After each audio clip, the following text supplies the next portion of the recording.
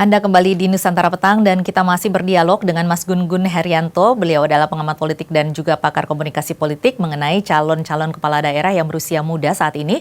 Dan Mas Gun-Gun, kalau tadi kita membahas beberapa kemungkinan-kemungkinan ini calon-calon yang berusia muda ini justru merupakan usia muda ini merupakan keunggulan atau bahkan justru menjadi kelemahan atau handicap mereka? Sebenarnya kalau kemudian si anak muda yang kemudian menjadi kandidat itu punya sumber daya politik seperti pengalaman, kapasitas, jaringan, itu sebenarnya bisa jadi kekuatan. Kenapa? Lihat aja misalnya di 2019 kemarin, sebenarnya postur anak-anak muda sebagai pemilih itu proporsinya besar. Kalau kita merujuk ke proyeksi data BPS untuk 2020 itu kan 34% sebenarnya millennials gitu. Ya. Artinya kan itu lumbung atau ceruk basis pemilih. Sehingga kalau kemudian pendekatannya baik, tepat, strategis, misalnya seperti marketing politiknya bagus, itu menurut saya juga akan menjadi potensi kekuatan. Tetapi juga sekaligus punya resiko kekurangan. Kenapa? Contoh misalnya soal bagaimana membentuk atau mengelola jaringan politik gitu ya.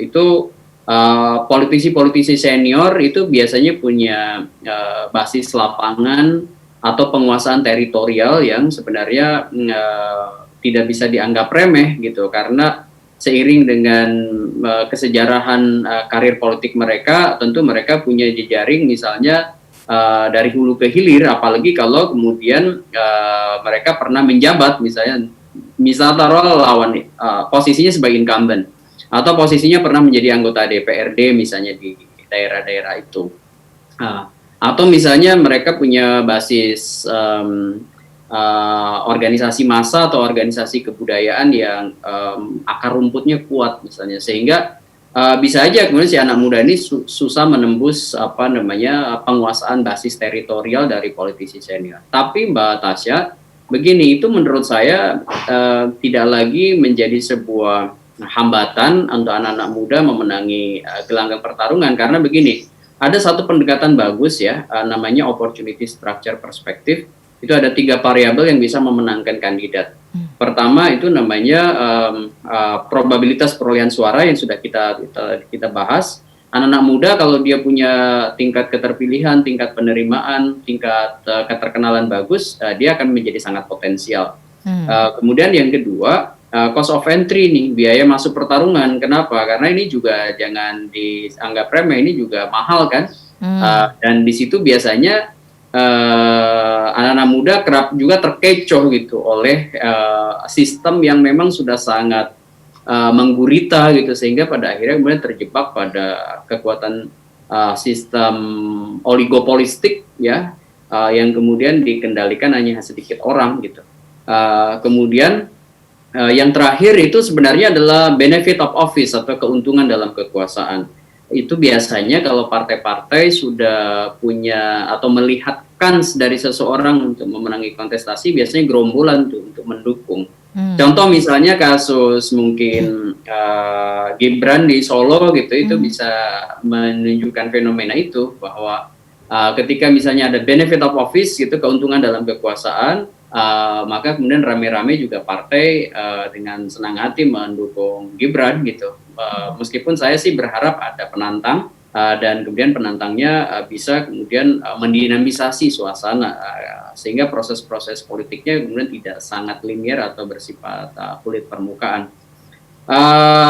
Begitu, jadi memang kompleks ketika bicara pilkada itu, dan yang paling penting kalau bacaan dari aspek politik ya dan komunikasi politik, sebenarnya tidak cukup hanya kekuatan partai, tapi harus membaca tren pemilih.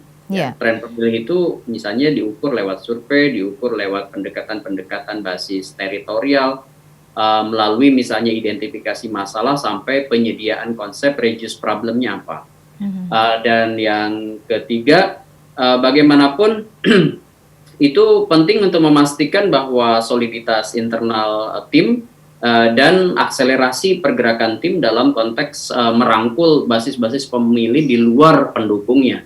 Iya. Karena kan pemilih kan terbagi itu tipologinya, ada yang sangat sosiologis berdasarkan pertimbangan primordial, suku, agama, Hmm. ras gitu. Ada yang karena mungkin pertimbangan-pertimbangan program, entah itu misalnya program saat ini ke depan, itu yang disebut dengan pendekatan prospektif, retrospektif dalam pendekatan rational voters gitu ya, rational choice.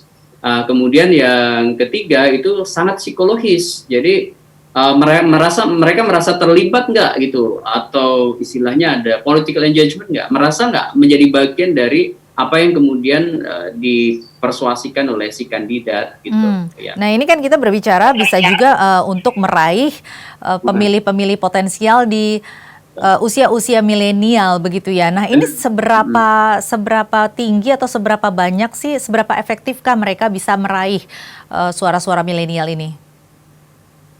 Ya harusnya karena apa namanya, mereka misalnya anak-anak muda juga dan karakternya mirip, harusnya ada irisan psikologis yang bisa mempermudah gitu masuknya Hmm, mereka ke millennials.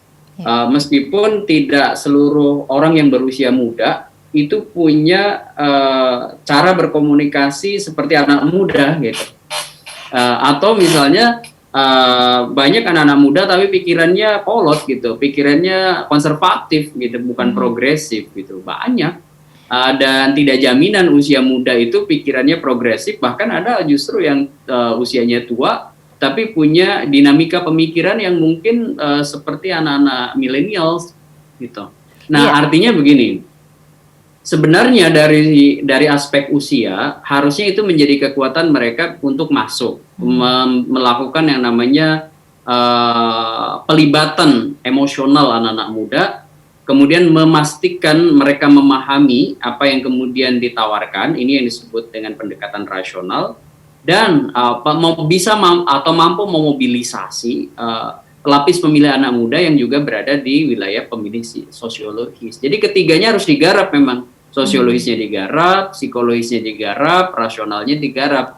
Sehingga kita bisa sebut bahwa anak-anak muda yang kemudian masuk di gelanggang pertarungan itu jangan hanya membawa satu saku gitu. Misalnya mereka yakin betul bahwa anak muda itu pemilihnya pasti rasional, enggak juga gitu. Hmm.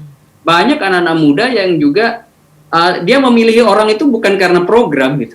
Dia memilih orang itu karena good looking misalnya, iya Hmm. kan? Iya. Tampilan fisiknya itu bagus gitu ya. Itu yang disebut dengan pengaruh psikologis yang sifatnya karena perasaan gitu ya. Ada juga yang memilih seseorang karena dia pernah mungkin baca di link di gadgetnya dia gitu, informasi terkait dengan si taruhlah misalnya siapa yang maju, mungkin Gibran atau mungkin Bobi atau mungkin Ajizah atau siapa itu ya. Nah, Ya. itu yang kemudian mungkin oke, inspiratif nih, bagaimana misalnya mereka menjadi entrepreneur, kemudian saya tertarik memilihnya karena saya membaca informasi, itu juga psikologis tuh, namanya paparan informasi. Hmm. Atau mungkin yang juga psikologis itu namanya party ID. Ya, Ya. itu party ID itu juga psikologis, misalnya anak muda ini didukung oleh PDIP misalnya, atau didukung oleh PKS, maka warga PKS, anak-anak mudanya atau warga PDIP, dia nutup mata tuh dari program, dari apa yang jelas di benaknya dia, saya PDIP atau saya PKS, saya akan pilih kandidat dari PDIP atau dari PKS misalnya. Oke, Itu baik. namanya party ID psikologis. Iya, baik. Mas Gun-Gun, ini terakhir singkat Ya, saja, bagaimana peluang mereka untuk bisa menang dalam pilkada, kontestasi pilkada ini? kalau peluangnya itu harus dibaca kasus per kasus, siapa yang atau di daerah mana gitu Hmm. ya. Yang jelas karena topik kita kan general, maka saya mungkin akan memberi kriterianya siapa yang kira-kira akan memenangi kontestasi Ya. gitu ya dari anak-anak muda yang masuk ke proses pilkada serentak 2020. Pertama, itu mereka yang betul-betul punya performa bagus di masa kampanye, misalnya 71 hari kan, mulai 26 September sampai 5 Desember. Hmm. Siapa yang bisa mengoptimalkan performa politiknya di musim kampanye mungkin bisa menambah suara. Yang kedua, mereka tidak kemudian mengalami hambatan dari kasus-kasus yang dibikin dia selama mungkin dia menjadi pasangan calon, misalnya kasus hukum, kasus asusila, atau kasus apalah yang mungkin di masa lalu pernah dia lakukan atau saat ini pada saat dia sudah Jadi rekam jejaknya harus bagus begitu ya? Rekam jejak, itu yang saya maksud. Terakhir, itu menurut saya memang anak-anak muda yang kemudian entah itu menjadi calon kepala daerah atau calon wakil kepala daerah, itu harus memastikan bahwa dia bekerja untuk sampai ke akar rumput melalui pendekatan-pendekatan multi metode ya. Contoh kan ada 7 metode kampanye, tapi menurut saya nggak cukup tuh. Ya, yang 7 metode kampanye menurut PKPU nomor 6 itu nggak cukup tuh. Yang paling penting dari keseluruhan metode yang digunakan itu adalah apakah dia bisa turun ke bawah, equalitarian style, membangun semangat komunikasi kekitaan, sehingga kemudian dia merasa diakui sebagai bagian dari kitanya masyarakat, bukan keakuannya yang tinggi, tapi kekitaannya yang kuat, sehingga kemudian dia akan dipilih dengan sukarela oleh warga masyarakat.